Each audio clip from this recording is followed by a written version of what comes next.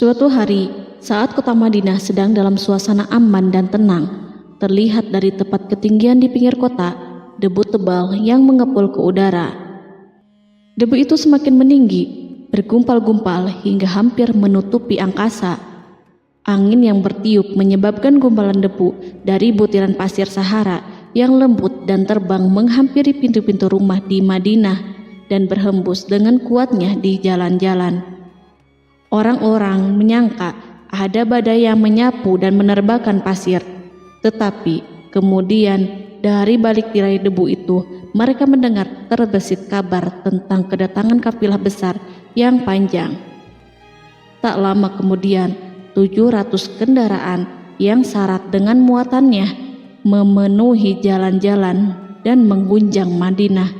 Orang-orang saling memanggil dan mengajak sesamanya untuk menyaksikan keramaian ini, serta turut bergembira atas kedatangan harta dan rezeki yang dibawa kafilah itu.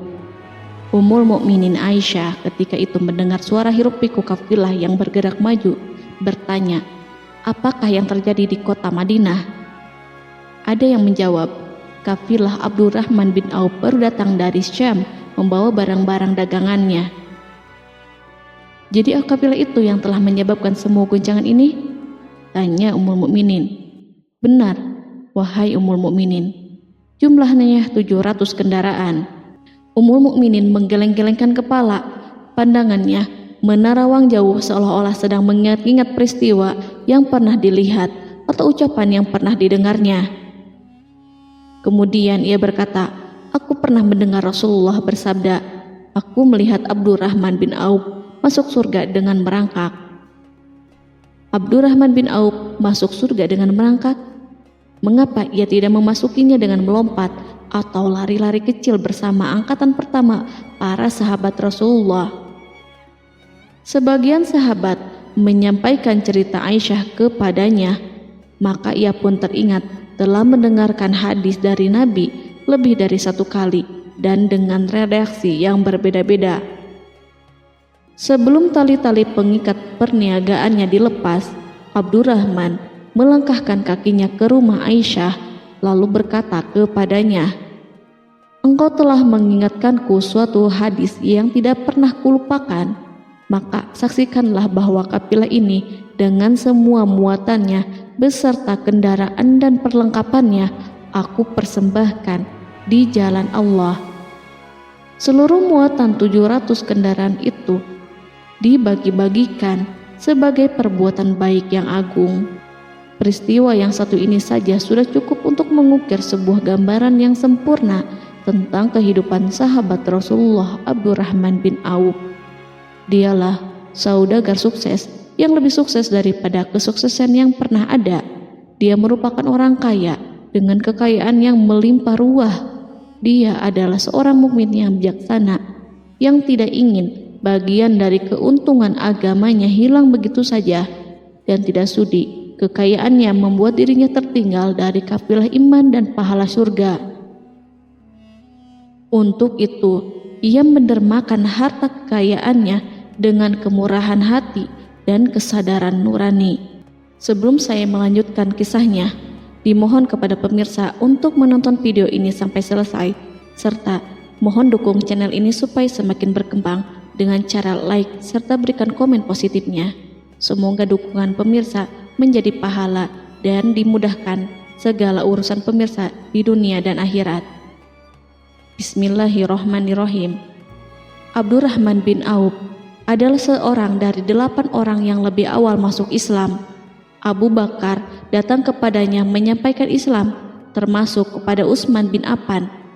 Abdurrahman bin Auf telah memasuki Islam pada permulaan dakwah, yakni sebelum Rasulullah memasuki Darul Arqam dan menjadikannya sebagai tempat pertemuan dengan para sahabatnya yang beriman.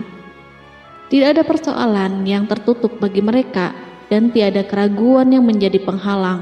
Bahkan mereka segera bersama Abu Bakar As-Siddiq menemui Rasulullah untuk menyatakan baiat dan memikul bendera Islam. Sejak menganut Islam sampai berpulang ke rahmatullah dalam usia 75 tahun, ia selalu menjadi teladan yang cemerlang sebagai seorang mukmin yang besar. Hal ini menyebabkan Nabi memasukkannya dalam 10 orang yang telah diberi kabar gembira sebagai ahli surga. Umar mengangkatnya sebagai anggota majelis syuro yang terdiri dari 6 orang yang merupakan calon khalifah yang akan dipilihnya sebagai penggantinya. Cepatnya Abdurrahman masuk Islam telah menyebabkan dirinya harus mengalami penganiayaan dan penindasan dari Quraisy. Ketika Nabi memerintahkan para sahabatnya hijrah ke Habasyah, Abdurrahman bin Auf pun ikut berhijrah. Kemudian ia kembali lagi ke Mekah, lalu hijrah untuk kali keduanya ke Habasyah, dan selanjutnya hijrah ke Madinah. Keuntungannya dalam perniagaan sangatlah besar, hingga mencapai batas yang membuat dirinya merasa takjub dan heran, sehingga ia berkata, "Sungguh aku melihat diriku ini, seandainya mengangkat batu, niscaya aku temukan emas dan perak di bawahnya." Perniagaan bagi Abdurrahman bin Auf bukanlah jenis perdagangan yang tercela maupun monopoli.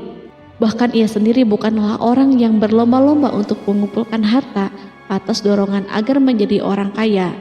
Sekali-kali bukan itu, melainkan suatu amal dan kewajiban yang keberhasilannya akan menambah kedekatan jiwa kepada Allah dan berkorban di jalannya. Abdurrahman bin Auf adalah seorang yang kuat emosi jiwanya, di mana ia menemukan kepuasan emosinya itu dalam amal yang mulia.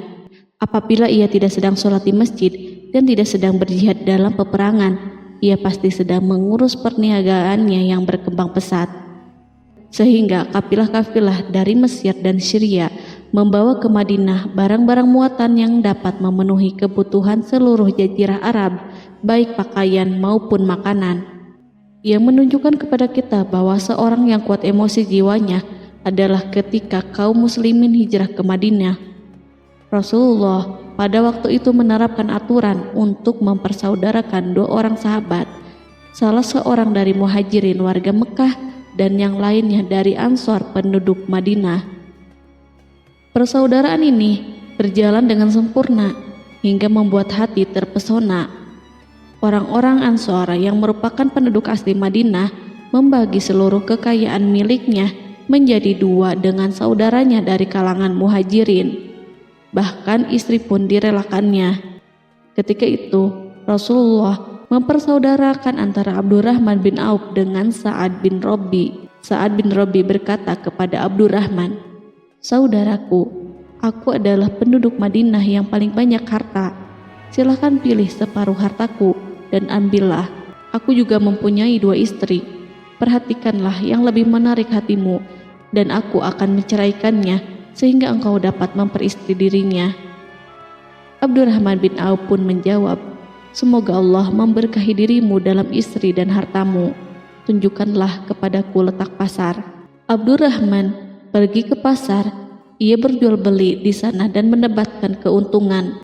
Kehidupan Abdurrahman bin Auf di Madinah, baik semasa Rasulullah maupun sepeninggalnya beliau, selalu ditunaikannya dengan sempurna untuk memenuhi hak agama dan beramal di dunia. Perniagaannya sukses dan menguntungkan. Seperti diungkapkannya sendiri bahwa seandainya ia mengangkat batu dari tempatnya, pasti ia akan mendapatkan emas dan perak di bawahnya. Salah satu faktor yang membuat perniagaannya berhasil dan mendapatkan berkah adalah karena ia sangat selektif untuk berniaga yang halal dan benar-benar menjauhkan diri dari segala bentuk jual beli yang haram, bahkan yang syubhat sekalipun. Selain itu, faktor yang menambah kejayaan dan keberkahannya adalah labanya yang bukan untuk Abdurrahman sendiri, melainkan di dalamnya terdapat bagian Allah yang ia penuhi dengan baik. Ia menggunakan hartanya untuk memperkokoh hubungan kekeluargaan dan mengeratkan tali persaudaraan, serta menyediakan perlengkapan yang diperlukan untuk tentara Islam. Bila total perniagaan dan kekayaan yang lainnya ditambahkan keuntungan yang diperolehnya dihitung, jumlah kekayaan Abdurrahman bin Auf itu dapat diperkirakan dengan memperhatikan jumlah yang dibelanjakannya di jalan Allah. Suatu hari, ia mendengar Rasulullah bersabda, "Wahai Ibnu Auf, engkau termasuk golongan orang kaya dan engkau akan masuk surga dengan merangkak." Karena itu, pinjamkanlah kekayaan itu kepada Allah agar Dia mempermudah langkahmu."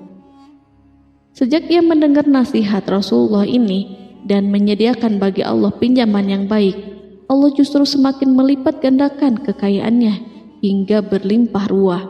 Suatu hari, ia menjual tanah seharga 40.000 dinar. Kemudian uang itu dibagi-bagikan semuanya untuk keluarganya dari Bani Zuhrah, untuk para istri Nabi, dan untuk kaum muslimin yang miskin. Pada kesempatan lain, ia menyerahkan 500 ekor kuda untuk perlengkapan tentara Islam. Pada hari yang lain, ia menyerahkan 1.500 kendaraan unta. Menjelang wafat, ia mewasiatkan 50.000 dinar untuk diinfakkan di jalan Allah. Ia juga berwasiat bagi setiap orang yang ikut perang Badar dan masih hidup, masing-masing mendapatkan 400 dinar. Hingga Utsman bin Affan juga mengambil bagian dari wasiat itu, meskipun termasuk orang yang kaya. Ia berkata, harta Abdurrahman bin Auf halal lagi bersih, dan memakan harta itu membawa keselamatan dan keberkahan. Ibnu Auf adalah seorang yang mengendalikan hartanya, bukan dikendalikan oleh hartanya. Sebagai buktinya, ia tidak mau celaka dengan mengumpulkan dan tidak menyimpannya. Bahkan ia mengumpulkannya dengan tetap merendahkan hati dan dari jalan yang halal. Kemudian harta itu tidak dinikmati untuk kepentingannya sendiri, melainkan untuk dinikmati bersama keluarga, kerabat, rekan-rekan, dan masyarakat seluruhnya. Karena begitu luas pemberian serta bantuannya, ada yang mengatakan seluruh penduduk Madinah berserikat dengan Abdurrahman bin Auf pada hartanya. Sepertiga dipinjamkannya kepada mereka, sepertiga lagi dipergunakannya untuk membayar hutang-hutang mereka, dan sepertiga sisanya dibagi-bagikan kepada mereka. Harta kekayaan ini tidak akan pernah membuat kelegaan dan kesenangan pada dirinya selama ia belum menemukan jalan untuk membela agama dan membantu rekan-rekannya. Adapun untuk selain itu, ia selalu merasa khawatir terhadap kekayaannya. Pada suatu hari, dihidangkan kepadanya makanan untuk berbuka karena waktu itu sedang berpuasa. Ketika pandangannya tertuju pada hidangan tersebut, selera makannya pun bangkit. Namun, ia justru menangis sambil berkata, "Mus'hab bin Umair telah gugur sebagai syahid dan ia jauh lebih baik daripada aku. Ia hanya mendapat kafan sehelai kain yang jika ditutupkan ke kepalanya, maka kelihatan kakinya, dan jika ditutupkan ke kedua kakinya, terbukalah kepalanya. Demikian pula Hamzah yang jauh lebih baik daripada aku. Ia pun gugur sebagai syahid, dan saat akan dikuburkan hanya mendapatkan sehelai selendang. Dunia ini telah dihamparkan kepada kami seluas-luasnya, dan hasil sebanyak-banyaknya telah diberikan kepada kami. Sungguh kami khawatir bila pahala kebaikan kami telah disegerakan balasannya di dunia." Pada peristiwa lain, sebagian sahabat berkumpul bersamanya menghadapi jamuan makan di rumahnya. Tak lama setelah makanan diletakkan di hadapan mereka, Abdurrahman menangis sehingga rekan-rekannya bertanya, "Apa yang membuatmu menangis, wahai Abu Muhammad?" Ia pun menjawab, "Rasulullah telah wafat, dan semasa hidup beliau beserta keluarganya tidak pernah merasakan kenyang makan roti gandum. Apa harapan kita apabila dipanjangkan usia tetapi tidak menambah kebaikan bagi kita?" Demikianlah, kekayaan yang melimpah itu sedikit pun tidak membangkitkan kesombongan dan takabur dalam dirinya. Bahkan orang-orang mengatakan tentang dirinya, seandainya seorang asing yang belum pernah mengenalnya kebetulan melihatnya sedang duduk bersama budak-budaknya, niscaya ia tidak bisa membedakan di antara mereka. Tetapi bila orang asing itu mengenal satu saja sisi jihad Ibnu Auf dan ujian yang dihadapinya, ia pasti langsung mengetahui siapa dia. Misalnya, ia mengetahui bahwa di badannya terdapat 20 bekas luka di perang Uhud, dan bahwa salah satu dari bekas luka itu meninggalkan cacat pincang yang tidak sembuh-sembuh pada salah satu kakinya. Contoh lain, beberapa gigi serinya rontok di perang Uhud yang menyebabkan kecedalan yang jelas pada ucapannya. Saat orang asing itu tahu salah satu sisi ini, ia pasti menyadari bahwa laki-laki yang berperawakan tinggi dengan wajah berseri, kulit halus, pincang, cedal sebagai tanda jasa dari perang Uhud, itulah orang yang bernama Abdurrahman bin Auf. Semoga Allah ridho kepadanya. Kita sudah terbiasa memperhatikan tabiat manusia, bahwa harta kekayaan itu biasanya menyebabkan seseorang suka berkuasa.